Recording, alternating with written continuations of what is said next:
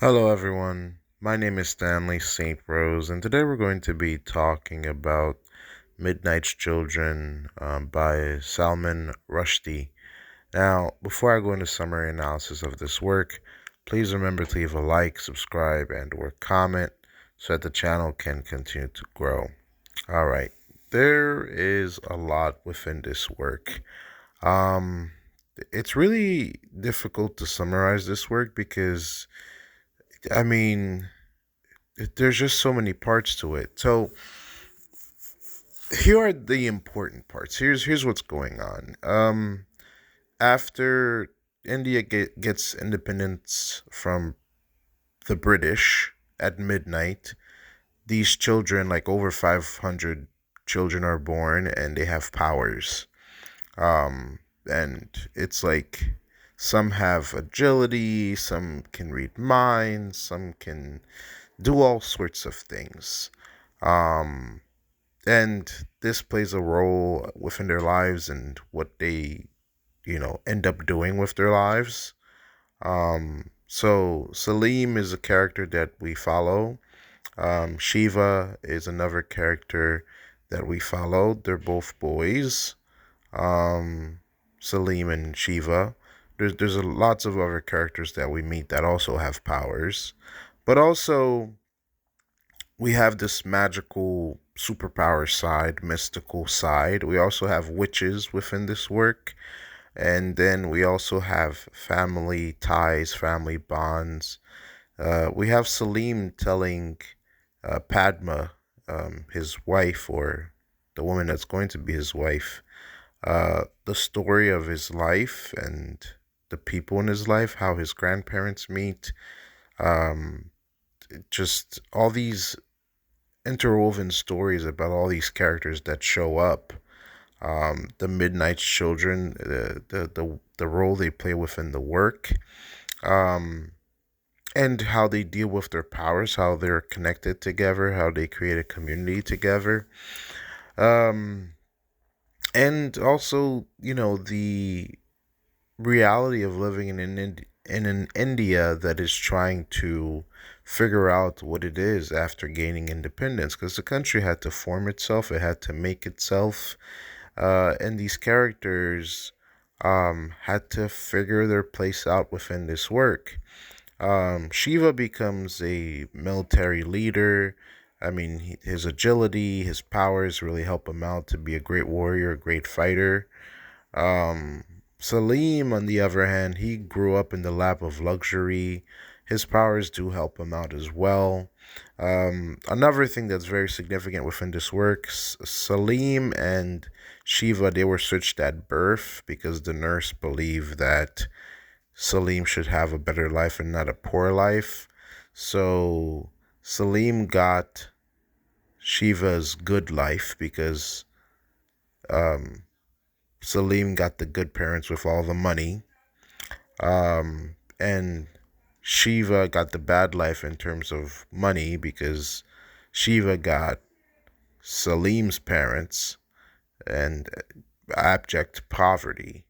So, there's many reasons why he joins the military and becomes a warrior because, well, it's a great option when your family's not rich. So we are showed within the work here several different things about Salim's family, how they get married, his grandparents, how his grandfather, um, Salim's grandfather, how he was the doctor for Salim's grandmother before they got married. And then the grandfather was like, well, I want to marry her, I want to be with her. And the grandfather ended up with her. So the work shows us what happens with this couple, what happens with the families, what happens with Shiva, like how the trajectory of his life goes, how he fights within the army, how he dies. We find about how Salim, his health deteriorates, and how he dies. how he marries. This work is just filled with so many characters and so many backgrounds, um, you know, affairs, marriage proposals, people getting into marriage, um, you know, there's just so many things within this work. It's tied in with um, a feeling of a new world being built in terms of India gaining freedom from the British.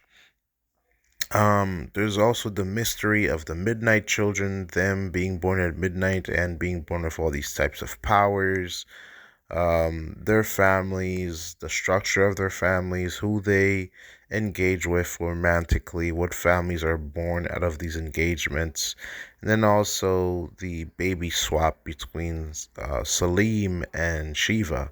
So this work, it's all over the place. I mean, you're getting so many different interesting and intricate lines of detail between family dynamics, the country's political situation, the backdrop, the relationship between Salim and Shiva, how the parents were tricked or deceived from, raising children that's not theirs. I mean, Salim got the rich parents. I mean, Shiva, he didn't have to be a soldier, but because I mean his life was stolen from him because he he was born into abject poverty, but not really. It's the nurse that messed up his life in terms of not being raised by his true parents. So in terms of deeper meaning analysis, you can imagine the emotional and the moral and ethical nature of this work, the families dealing with each other, how the powers come into play, the government sterilizing people, and some of the midnight children get sterilized, and then the mystical side of prophecies and what would happen to the Midnight's children. All of that is significant and fascinating. Um, this work kind of like leaves you in a sense of these kids, these Midnight children, were put into the world for a reason, because the fact that they were born the hour that India gets freed, and the fact that they all played significant roles, their roles in life were they were put ahead because definitely their powers gave them an advantage to do certain things. Because Shiva, if it wasn't for his powers, he wouldn't be such a great warrior. So again, this work, it does give you a different um, understanding of these characters. But there's so many things coming at you. There's so many layers coming at you between the generations, the kids that were being born, how the parents got together, and the fact that Salim is telling you the story of his family and how long it takes. So it's definitely a lot. This work does take a lot of patience to get through. Um, and the characters themselves, you have to look deeply into them and their view of the world, and it's not just straight and narrow, because there's a like a spiritual magic type of thing to it, how that affects their lives and what they become. So this work, it feels like a work about India, and it's because like it's like the lives of the characters, the mystery of the magic and the powers, and also the history of India, are all interacting with each other. So you really have to take a step back to figure out what it all means. But it does say something deeper about the country itself, what's behind it, and ultimately, what type of government and, how the people would go forward. Because it really shows you that India is like it's this place of unknown in terms of, well, there are things happening behind the scenes that nobody understands because these kids are just born into a new world and they get these powers to influence it.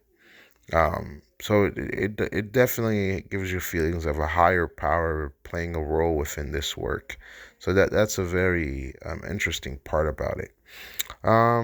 Okay, that's all I had to say about this work. Please remember to leave a like, subscribe, and or comment, and I'll see you guys in the next video.